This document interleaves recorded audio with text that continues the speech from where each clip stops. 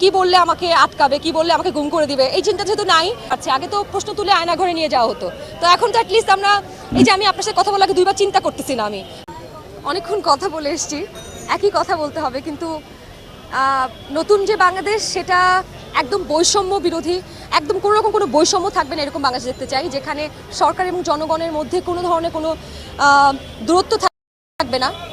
জনগণ চাইলেই সমস্ত কিছু নিয়ে প্রশ্ন তুলতে পারবে, সরকার ব্যবস্থা, রাষ্ট্র গঠন, সমস্ত কিছু নিয়ে প্রশ্ন তুলতে পারবে। যেমন আমরা অনেকেই প্রশ্ন তুলছে অন্তর্বর্তীকালীন সরকার গঠন যে করা হয়েছে তার মধ্যে কারো কারো হয়তো পূর্ববর্তী সরকারের সাথে একদম ভালো সম্পর্ক ছিল, তারা তাহলে প্রশ্নবিদ্ধ হয় নতুন সরকার কিভাবে তাহলে চালাবে যদি আগের সরকারের সাথে তাদের যোগসূত্র থাকে। তো এটাও কিন্তু একটা ভালো জায়গা যে আমরা প্রশ্ন তুলতে, কি বললে আমাকে আটকাবে, কি বললে আমাকে গুম করে দিবে, এই চিন্তা যেহেতু নাই। আমি বলতে পারতেছি, আমি যেটা একটু আগে বলছিলাম যে আমাদের উচিত এই মুহূর্তে আমাদের যেহেতু অর্থের ঘাটতি আছে, সেই অর্থর উৎস কি হতে পারে।